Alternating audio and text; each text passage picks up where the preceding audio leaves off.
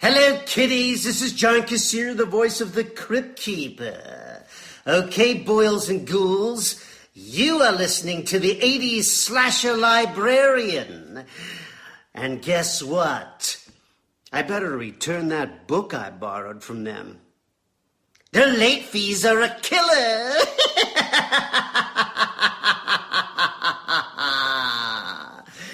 Friday the 13th, The Mask of Jason Voorhees. Chapter 11. Yeah, that's the place, right over there, said Deputy John Court as he self-consciously pointed over his shoulder at the Big K Burger restaurant across the street. In front of him was Jamal behind the camera, with Sean kneeling to his side monitoring the sound equipment. To Court's right was Carol Martinez holding a microphone in front of her and looking at Court with total interest. That's where Joey B's diner used to be.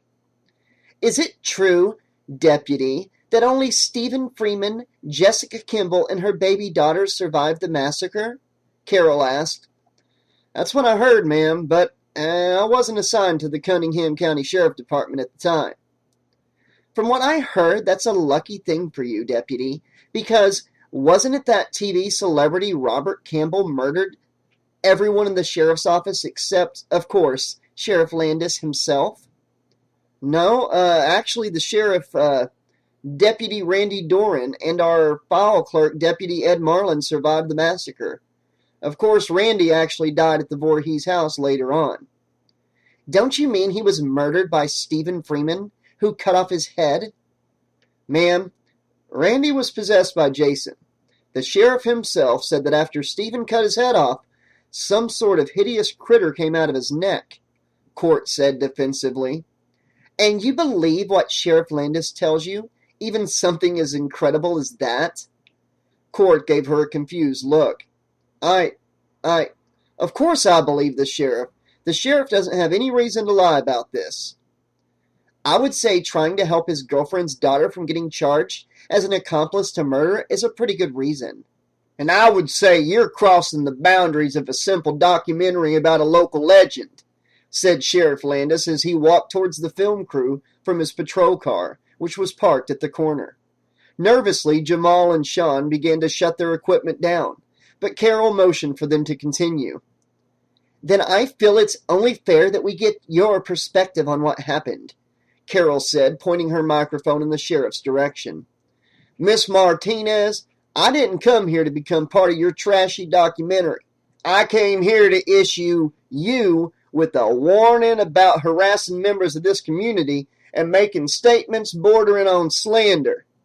Then he looked over at Jamal and Sean. I would suggest you boys better shut that off before I order my deputy to drag your asses in. Deputy Court gave Jamal and Sean a warning glance. That seemed to be enough for them because they immediately shut down their equipment. Excuse me, Sheriff? I was right in the middle of an interview, Carol told him. Your interview is over. Is this about your buddy Stephen Freeman? Carol asked, now annoyed. Stephen? The sheriff asked, surprised. No, but now I'll have to get Stephen on the horn and ask him what you're talking about. Then the sheriff smiled at her, but it didn't look friendly. No, actually, this is about Betty Loomis. Carol looked undisturbed. From what she told me, she agreed to do a simple interview and ended up having the memory of her husband trashed on camera by you. Mrs. Loomis signed a waiver before she was interviewed, Carol pointed out. If she doesn't like the way the interview turned out, that's tough shit. If I choose to use the interview in my documentary, there's nothing either you or her can do about it. Legally, you're right, the sheriff admitted. But you see, in a small town like Crystal Lake, the community expects more from their sheriff than just being somebody to enforce the law. They want someone who will protect them from troublesome elements that disturb their peace. You and your friends just crossed that line. You can't arrest us for bad taste, Carol told him. Did I say anything about arresting you? Actually, Sean began, but stopped when the sheriff shot him a warning glance. "No, I'm just here to inform you that your welcome here in Crystal Lake is growing a bit thin, and I would suggest that you consider packing up your show and moving on." "And if we don't?" Carol challenged. "Then you risk becoming one of those troublesome elements I mentioned," the sheriff said. "Then what are you going to do?" Carol challenged again. "You just said you couldn't arrest us." "Actually, Miss Martinez, I didn't say that," the sheriff said with cold confidence. "What I said was that I couldn't arrest you for bad taste. But if I had a suspicion about another violation of the law, such as the use of illegal drugs, I could bring you in on that."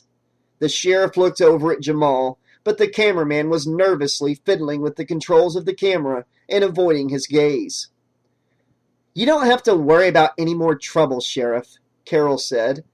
"We're done doing interviews, and we'll be finishing shooting by tomorrow."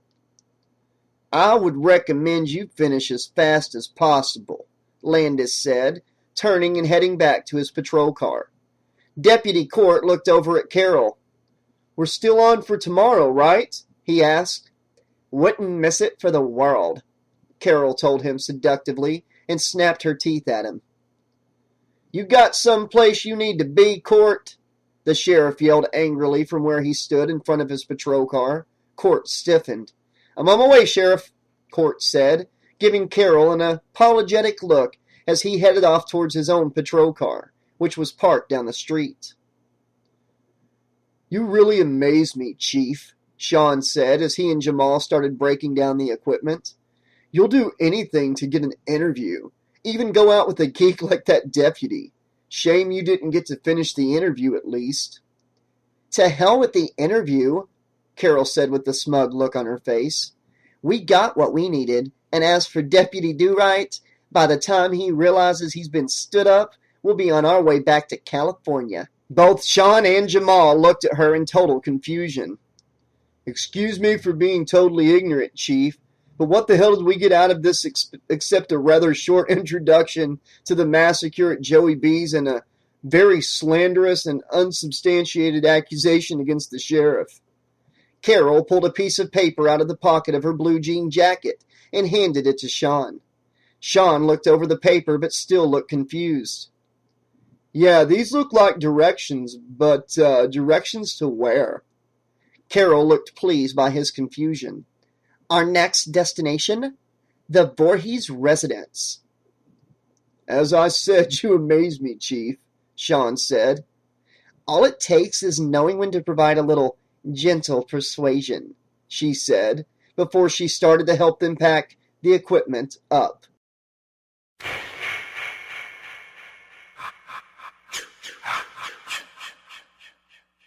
"Back again, I see, Stephen," Betty said pleasantly as she approached the counter. "What can I tempt you with? One of my special egg salad and ham sandwiches?" "Actually, Betty, I'm looking for information," Ryan said as Betty filled his cup with coffee from the pot she was carrying. "I'm surprised at you, Stephen Freeman," Betty said. "This is the first time you've turned down one of my egg salad sandwiches. This information you want must be very important to you." It's very important," Ryan admitted. Ryan looked around at the crowded coffee shop. The thing was, though, what he wanted to know wasn't something the general public needed to know. "Could we go someplace more private to talk?" "Actually, I'm due for a break. Give me a few minutes," she said. Then she took an apple pastry from behind the counter, put it on a plate, and set it in front of him. "Here, eat something while you wait. I know a hungry boy when I see one." Ryan had to admit he was a little hungry. He had taken off from the house without eating breakfast. Hungrily, he tore into the confection. "You don't look so good, hun," Mary the waitress said, concerned to Phil, who was sitting in the booth in front of her. "Are you sure you wouldn't like something more than coffee?" "Would you please tell that fat cow to fuck off?" the voice in his head said, annoyed. "I'm fine, Mary. I've already had something to eat," Phil said. Then maybe some orange juice? She asked, looking concerned. Just tell that bitch to mind her own business, the voice complained. Fucking hicks don't know when to mind their own business. That's one reason why I hate this fucking town so much. That'll be fine, Phil said with a charming smile. Please make that and my coffee to go, would you, honey? No problem, hon, Mary said, returning his smile. After Mary went off to fill his order, Phil's expression darkened, and he said under his breath, Will you please stop yelling in my head? Between you and that bitch, I can barely concentrate on what I'm doing, he said, looking over at Stephen Freeman, who was just 10 feet away, eating on the pastry that old bitch Betty had given him. He'd been trying to listen in on their conversation, figuring that Stephen had come back to the coffee shop for more than something to eat. He'd been correct. Then he saw that Betty was returning. Now the game begins, he thought. Here, put your coffee in this and meet me out back, Betty said to Ryan, handing him a styrofoam cup. After pouring his coffee in the cup, Ryan left the coffee shop, headed into the alleyway along the side of the building, and went around to the kitchen door of the coffee shop. About 10 minutes later, Betty came strolling out the kitchen door, carrying a teacup on a small plate with a couple of cookies sitting on it. Young man, what is it that you needed to know that was so important that it had to interfere with my morning tea? Why didn't you tell Micki and me before that you'd been a close friend with Pamela Voorhees? Ryan asked. It was none of your business, Betty said simply. I may have the reputation of being the town gossip, but my personal business is just that. It's my business. But we had told you that it was important. Your cousin's book is not a good enough reason to further tarnish my dear friend's memory, Betty said sternly. I guess that wouldn't be, Ryan admitted. But what if I told you that Micki wasn't writing a book but was here to end the curse put on this town by Louis Vondrady? I never gave you Louis's name, she said, surprised. How do you know about Louis? Because Louis is my uncle, Ryan said, and I know for a fact that he had something to do with bringing Jason back from the dead. But Stephen, the curse is already over, Betty said. You sent Jason to hell. What? You must be kidding me, Ryan said, surprised. What about the recent murders, Betty? But the sheriff said the murders weren't connected and were done by copycat murderers. And knowing what you know about all this, you actually believe that? Ryan said. I guess I honestly wanted to believe you and Jessica had ended that curse, Betty admitted, looking much older and tired. What about the rumors about Jason's mask? Ryan asked. I thought people were just trying to keep the legend alive, Betty admitted. Micki and I have been looking into these murders, and I can assure you these are not simple copycat murders. Micki has actually seen a pattern to these murders that indicate that they're building towards something major. My stars, have you any idea what that might be? We're not too sure right now, Ryan admitted, but we know we need to be ready, and knowledge is power. Quite true, young man, Betty agreed. How can I be of help? I asked Will Peters about what he knew about Elias Voorhees' death. What he told me didn't ring true. He mentioned that your husband, Ralph, was with him at the time. I was just wondering if he told you anything about it. Betty took another sip of her tea and looked down at her cup in disgust. If I had known you were going to ask me about something like this, I would have added something a little stronger to my tea. Then Betty downed the rest of the tea in one gulp. She sat down on the stoop in front of the kitchen door and placed the empty cup, saucer, and untouched cookies down beside her. Ralph told me what happened. He was never the same after the incident. You're right when you say that the story was passed around town, and it wasn't true. The sheriff and Ralph came up with it because the truth was far more hideous. Did Jason kill his own father? Ryan asked pointedly. Yes, he killed Elias because Elias was trying to stop him from killing his mother. What? Ryan said, stunned by this revelation. But Jason loved his mother. Why the hell would he try to kill her? And what the hell was Pamela doing there? Well, you see, Elias, Pamela, and Ralph had all gone into those woods to kill Jason, Betty told him.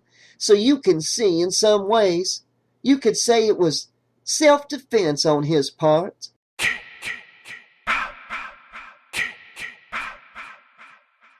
Phil quickly peeked around the side of the building at Stephen Freeman and that old hag, Betty.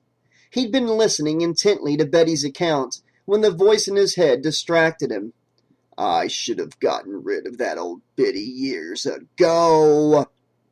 Would you please shut up? I can't hear with you bitching in my head, Phil said under his breath. That old bitch's burbling is of no concern to us, the voice said. It certainly got you going, Phil said quietly and amused. But his amusement ended when a bolt of mind-numbing pain shot through his head. I get the picture. You're the boss, Phil said, hoping his voice hadn't gone away. Spittle dribbled from his mouth, and he could taste the flavor of bloody snot touch his lips. He slapped his hand over his mouth to stifle the scream he was about to release. Then the pain ended. I hope I don't have to remind you of your position again, the voice said. No, Phil said breathlessly. Then Phil quickly glanced around the corner again, hoping Stephen and the old woman didn't hear him. Luckily, he saw they were still deep in their conversation. I need to remember to have you butcher that old bitch once we get the mask, the voice said absently. Phil slowly slid down the side of the wall and tried to keep from puking. That doesn't make sense, Ryan said. Pamela went to all the trouble of bringing Jason back and then decided to kill him? You have no idea what that poor woman went through. All she wanted was to have her son back, not that monster that came out of the lake. She spent years in fear thinking that thing might be watching her from the woods. Once she had Diana, her fear increased because now she had to worry about what he might do to that baby. Finally, she'd had enough and contacted Lewis and asked for his help to end it. And what did Lewis do? Ryan asked. Not much, Betty said with disgust. The bastard sent that black boy of his with a knife and basically told her to kill him herself. Ryan was intrigued by this piece of information. Did he give her any specifics about how to kill him?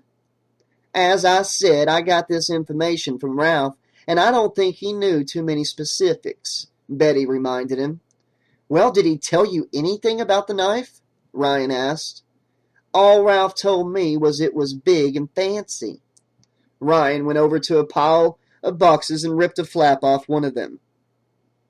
Rummaging through the pockets of his jeans, he pulled out a pen and began to draw. It had been over 3 years since he saw the dagger that Creighton Duke had given to Jessica, but he had the image of it burned into his memory. When he was finished, he showed it to Betty. Could this be the knife? As I said, I never saw the knife, she said, squinting at the picture. But Ralph also said it was magic, that it changed from a hunting knife into a knife straight out of hell itself.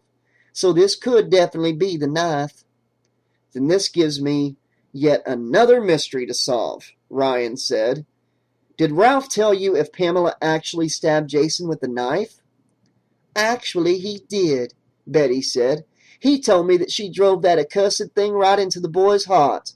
The only result was that Jason went into a rage and attacked his poor mother. That's odd, Ryan said, looking down at the picture in his hand again, as if it held his answers. If this is the same dagger Pamela used, why didn't it destroy Jason then? Betty looked at him quizzically. Ryan noticed. This is the dagger that Jessica used to send Jason to hell. Why didn't it work for Pamela? Creighton Duke told Jessica that only a Voorhees could kill Jason with the dagger. But if that is the case, something is very odd here.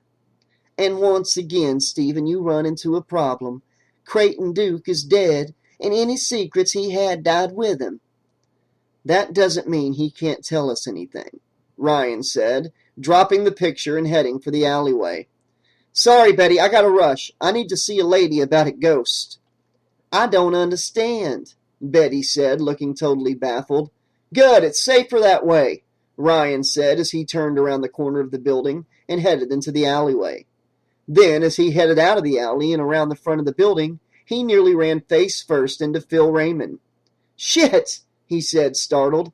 Sorry about that, Phil. I didn't see you there. I get that a lot, Phil commented, humorlessly. My God, man. You should go home and get some rest. You look awful. What, is Dr. Bob that much of a taskmaster? That was right where I was going when you rudely ran into me, he said, with false-sounding irritation. Well, I guess I owe you a copy once you feel up to it, Ryan said with a friendly smile. I'll hold you to that, Phil said, amused. I'll look forward to it, Ryan said, as he continued down the street and back to his car. Could you have been any more clumsy? The voice asked. Freeman nearly caught us back there. But he didn't, Phil said. And if he had, you heard him. I look sick. I could easily make the excuse that I'd ran into the alley to puke. No law against a sick person puking. Still, it would be unwise for your continued health to take any more foolish risks, the voice said coldly. But then Jason wouldn't have anyone to do his killing for him, Phil reminded the voice. Remember this, fool. You're not inexpendable, the voice reminded him. There's always another candidate somewhere who could be more worthy than you to wear Jason's mask. No, Phil said. You said the mask was mine. These things aren't carved in stone, the voice said. You will wear the mask if you prove yourself worthy. Damn you, I am worthy, Phil said, enraged. Then stop whining, the voice said, and stop tasking my patience. We have work to do. Freeman is getting away.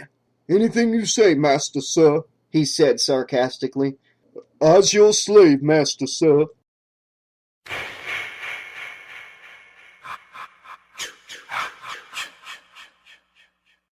Chapter 12. Revelations.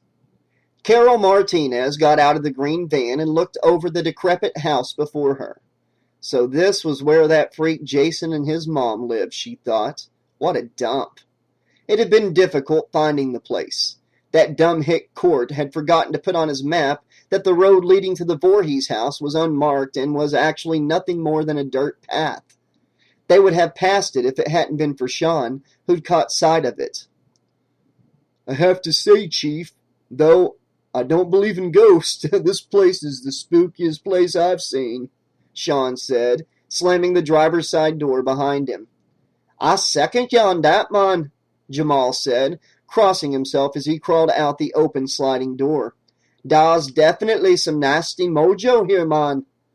Carol shook her head. You two are such children. Da say that guy Jason got sucked into hell in this very spot, Jamal reminded her.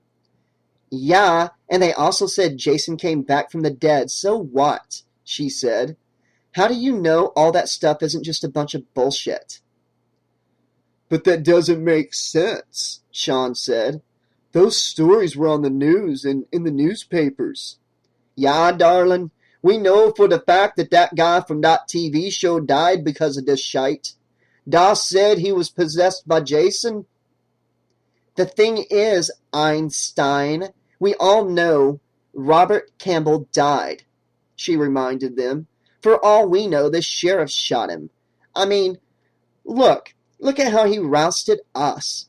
Maybe he was about to leak it to the world that all that supernatural stuff about Jason was bullcrap. Think about how much money that legend of Jason stuff brings to this town. Imagine what would happen if it was all proved to be bogus. Sean looked over at Jamal. The lady has a point, man. I still say this place has bad mojo, Jamal said, looking uncomfortable. Then he pulled a joint out of his blue jean jacket's pocket. If I'm gonna have to spend any more in this place, I'm gonna need a bit of comfort. Then he lit the joint and took a deep drag. That's better, he said, coughing noticeably more relaxed. Hey, boss, look at this, Sean said. To Carol's surprise, she hadn't noticed that Sean had left them and moved over to a hole that was near a rusty knocked-over jungle gym that was laying over in the corner of the yard. Heading over to him with Jamal in tow, Carol said, What'd you find, the entrance to hell or something? But when she looked inside the hole, a look of shock crossed her face. Holy shit! Jamal looked in and crossed himself. The inside of the hole was alive with hissing and snapping giant white worms. Carol had heard about these creatures the locals had named hellworms, but this was the first time she'd actually seen the menacing beast firsthand. Are you sure that all this supernatural stuff is bull now? Sean said, looking over at her. The locals said that these things showed up like 6 months after Freeman, and that other girl sent Jessica to hell. What I'm sure of is that we need to get a shot of this, she said. Then she turned to Jamal, who seemed transfixed by the slithering apparition before him. Get the camera, pothead. We got a documentary to do. This seemed to break Jamal out of his trance-like state. He headed back to the van in a sprint. You never answered my question, Sean said. It'll take more than a hole full of freaky mutant worms to convince me that a killer can come back from the dead and later be sent to hell with the help of an overblown store clerk, she told him. To convince me, I'd have to see Jason for myself, and from what the locals say, he's not around anymore. Sean shook his head. The thing is, Chief, knowing you, if Jason was around, you'd probably get in his face and try to get an interview. Carol giggled at this. You know me too well. Then she and Sean headed to the van to help Jamal with the equipment.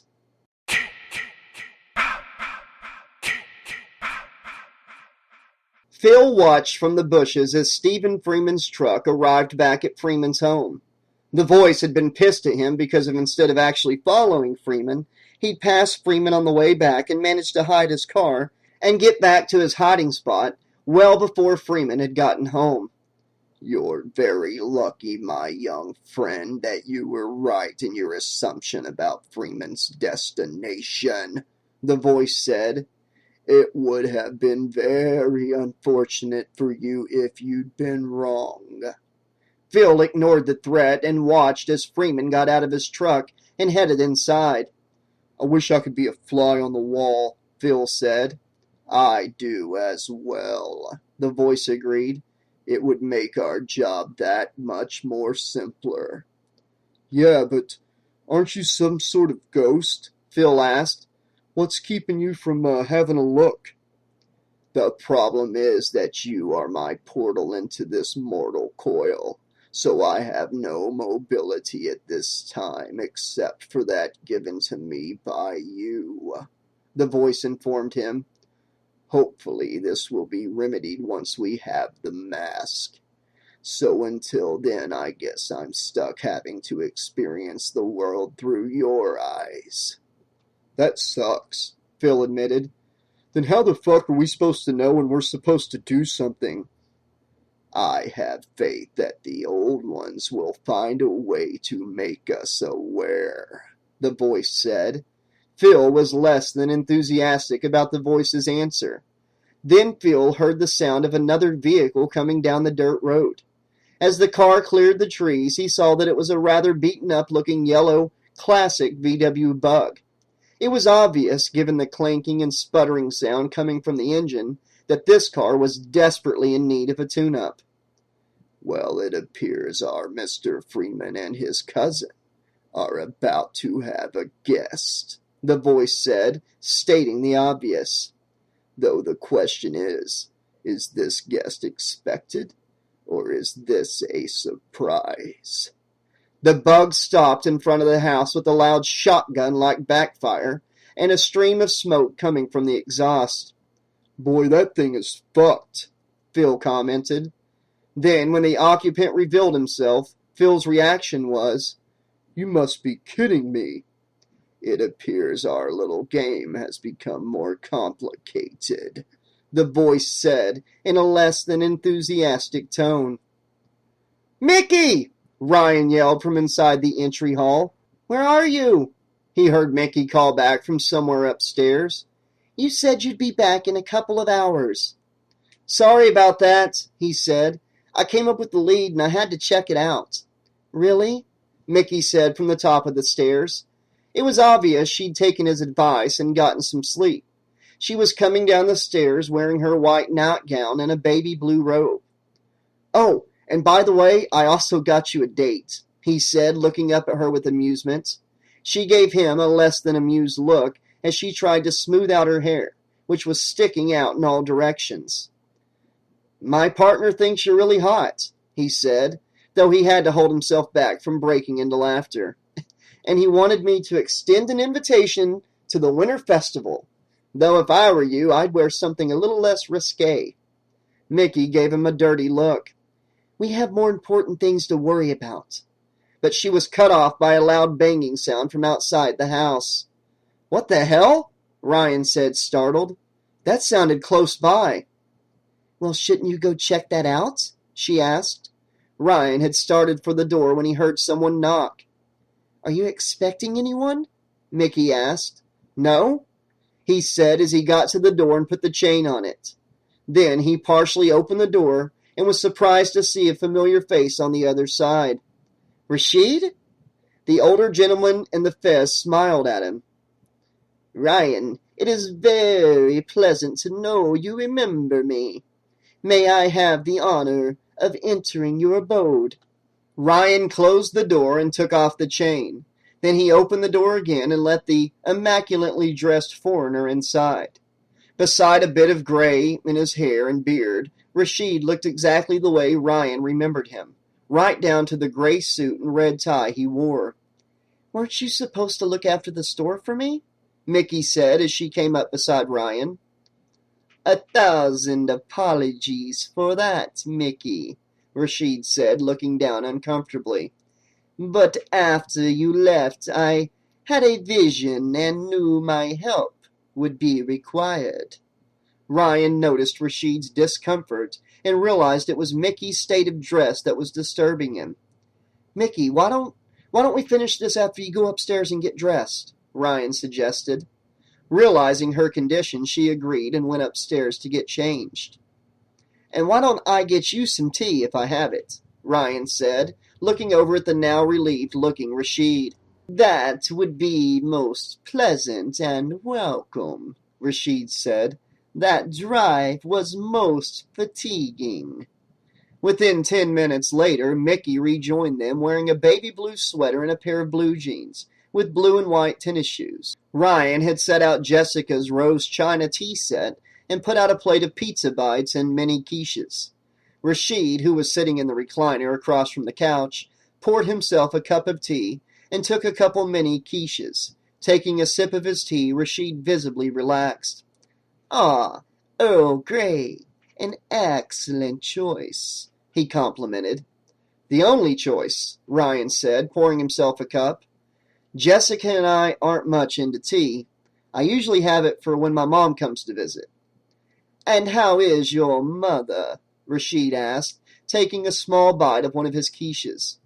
"Fine. She moved to Boston about 7 years ago," Ryan said.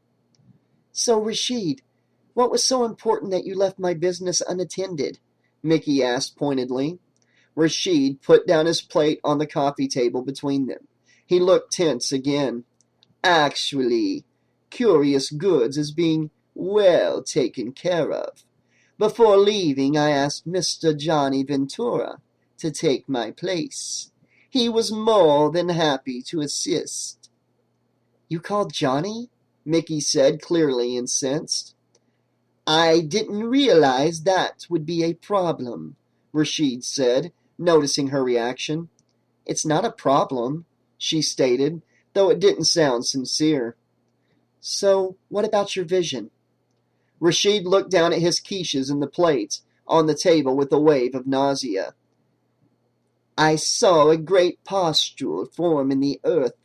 Then I saw a powerful hand holding a large knife like a short sword burst from inside. Then I saw a dark and powerful being emerge. What did this being look like? Ryan asked. It was hard to see because it was covered from head to foot with pus, Rashid admitted. But I could tell it was powerful and strong and incredibly evil. Do you think it was Jason? Micki asked. That is my fear, Rashid said, lifting his cup with shaking hands and taking a sip of his tea. This time, though, it didn't seem to calm him. Did you get any sense of when this will happen? Micki asked. It was a powerful vision, so I can only guess that it will be very soon, Rashid said. That was the reason I came down here so hurriedly. So now we have some idea of what we're facing, Micki said. Now the question is, what can we do? Did Pamela or Duke give you anything to go on? Ryan asked. Pamela and Duke, Rashid asked. Are you talking about Mrs. Voorhees and Creighton Duke? Have you been communicating with the dead? Actually, they've been doing all the talking and have been giving me quite a show, Micki told him. I don't understand, Rashid said. Please explain. They've been giving me a guided tour of the past, Micki said. Interesting. Tell me more, Rashid said, intrigued. So for the next hour, Micki recounted her experience at the Voorhees house, as well as her experiences when she was studying Pamela Voorhees' diaries. I will need to study those diaries, Rashid said, as Micki finished telling him and Ryan about the vision she saw of Pamela and Lewis resurrecting Jason from the lake.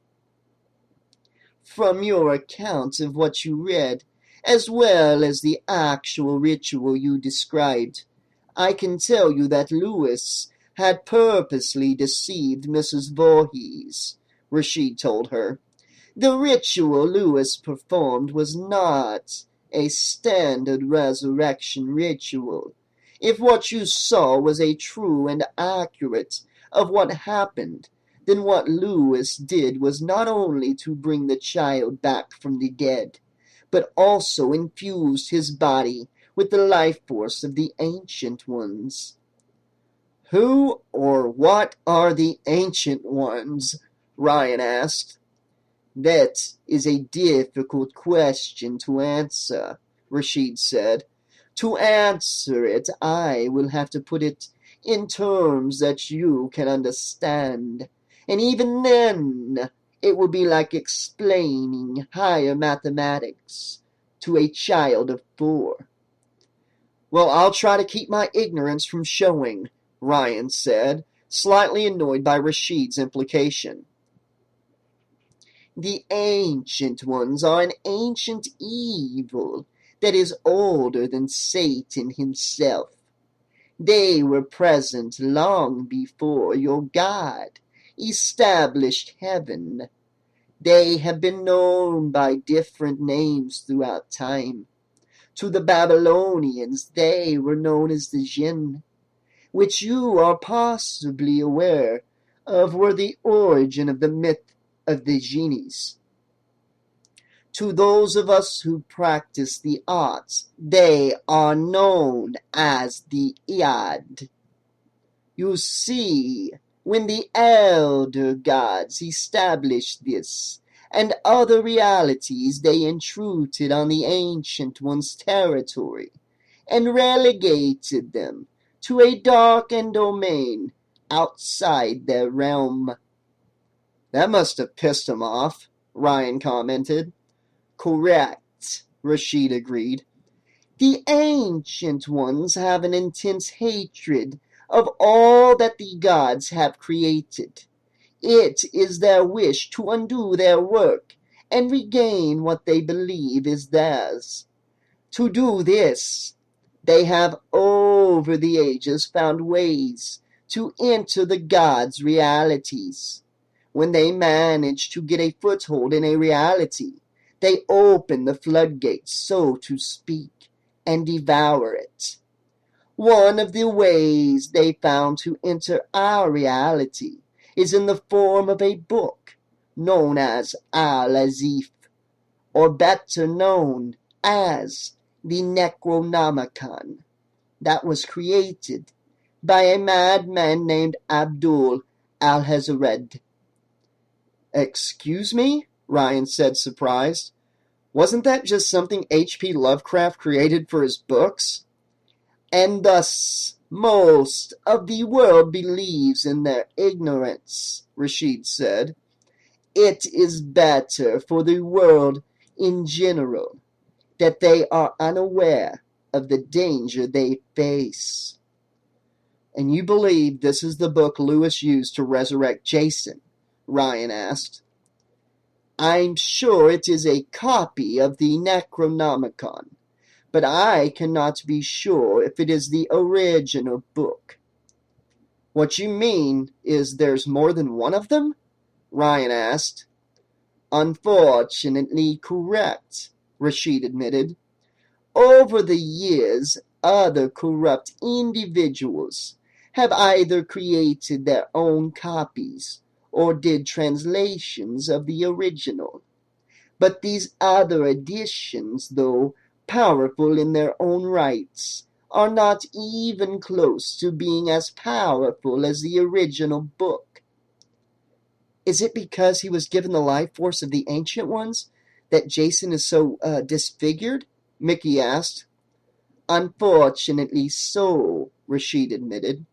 "You see, one way the Ancient Ones invade our reality is by bonding one of their kind to a human body. There are many levels to this bonding. It can be a simple bonding of life essences, like what I believe happened in Jason's case, to a near full possession of the body. Either way, the human body is corrupted by their foul energies." "Does that also account for his ability to heal so fast?" Ryan asked, downing another pizza bite. "Yes, it is," Rashid said. "Which is very interesting," Ryan said. "Then why would something as simple as a dagger be able to really hurt him?" "Unfortunately, even for we who know the ways of the art, there are still things that us as mere mortals are not able to understand," Rashid admitted. "Well, there's one mystery we will need to solve if we're going to have any hope of ending this curse," Ryan told him. "And what is this?" Rashid asked, intrigued. "Actually, I was going to bring this up with Micki before you arrived." "Does this have to do with that lead you mentioned earlier?" Micki asked. "Yep, it sure does," Ryan said. When I was helping Will with the store, we started talking about Elias Voorhees' death. He told me something crazy, this crazy story about Elias being impaled by a tree when it fell on top of him while he was hunting. I went to Betty, and she told me that Elias was killed by Jason when he, Pamela, and Ralph Loomis went into the woods to track Jason down and kill him. "I saw it all for myself," Micki told him. "It was one of the things Pamela and Creighton Duke showed me." "I figured that," Ryan said. "The thing is that Pamela supposedly had the dagger that Jessica used to send Jason to hell with her. What I need to know, Micki, was if she actually used it on Jason." "Yes, she did," Micki admitted. "And it was because she stabbed him that Jason freaked and tried to kill her." "But the dagger had no effect on him?" Ryan asked pointedly. "Except for royally pissing him off," Micki said.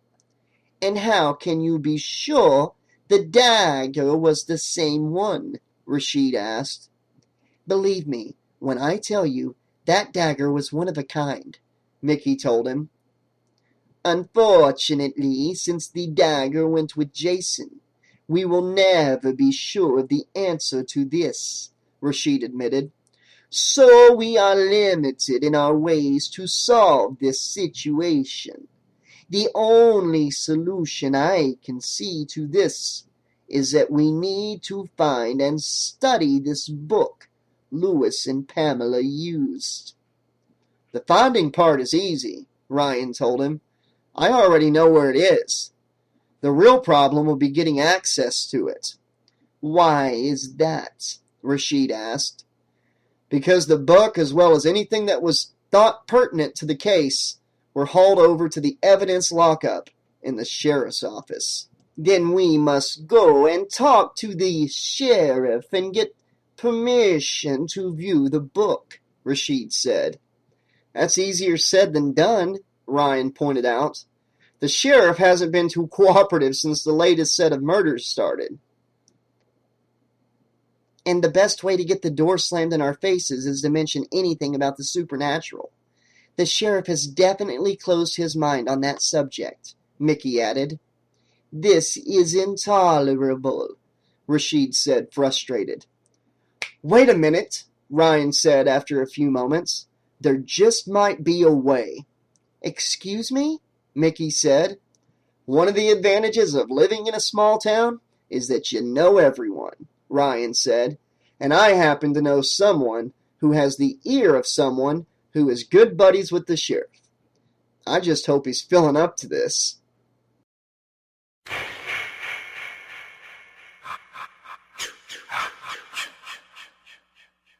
Phil felt his cell phone vibrate in his jeans pocket. It had gone off several times in the past 2 days, but he'd ignored it. More than likely, it was Dr. Bob trying to get in touch with him to find out why he hadn't come to work. Fuck him, he thought. Nothing mattered to him except getting the mask. Answer the phone, the voice told him. What? Phil said, confused by the voice's order. Don't question me, fool, the voice said angrily. The Ancient One sent me a message. Now answer the goddamn thing. Phil could hear the urgency in the voice, so he quickly took the phone out of his pocket and answered it. Raymond here. Hey, Phil, he heard Stephen Freeman say on the other end of the phone. You feeling any better? Yeah, he said, surprised by the question. Good, Freeman said. You planning to see Bob later on today? Well, Phil began to say, but the voice cut him off. Tell him you will, the voice said pointedly. Yeah, I'll see him later on, Phil answered. Good, Freeman said. I need a favor. Could you ask Dr. Bob if he could pull a few strings with the sheriff and get me a couple of associates access to the items that were taken from the Voorhees house? Specifically an odd-looking book that was taken from the living room. I remember that book, Phil said. Dr. Bob had me take samples of the binding and pages, and we sent them to Boston. The results were that both the binding and the pages were made of human flesh.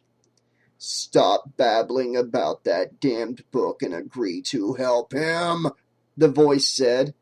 Yeah, sure, whatever, Phil said. Why are you so interested in that creepy thing?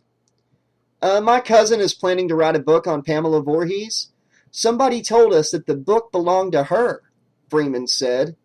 Stop asking stupid questions, the voice said, annoyed.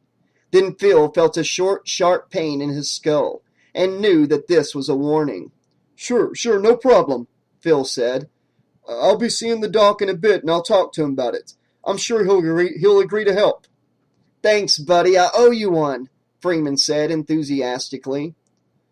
And I'll make sure you pay me back, Phil said as he hung up. Excellent, the voice said. Now all we have to do is figure out how to convince the doctor to help. Phil smiled sadistically. Don't worry about it. I know just what to do about it.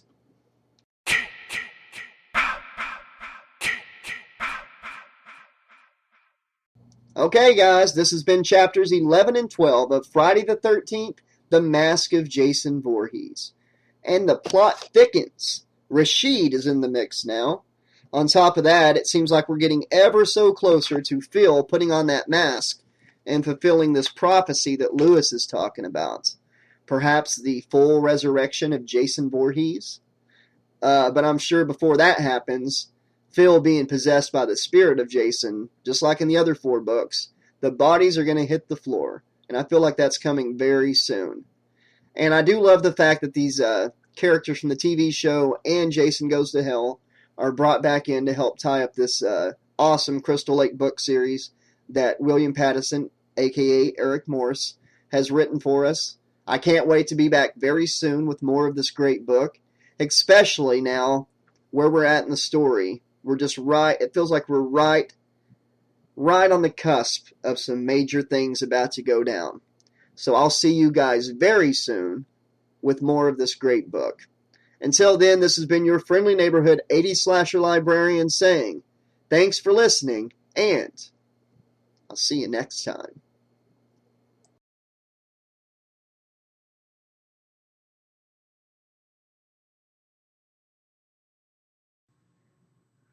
Hi, this is William Pattison, known to Friday the 13th fans as Eric Morris, and you are watching the 80s Slasher Librarian's narration of my book, The Mask of Jason Voorhees. Yeah. Enjoy.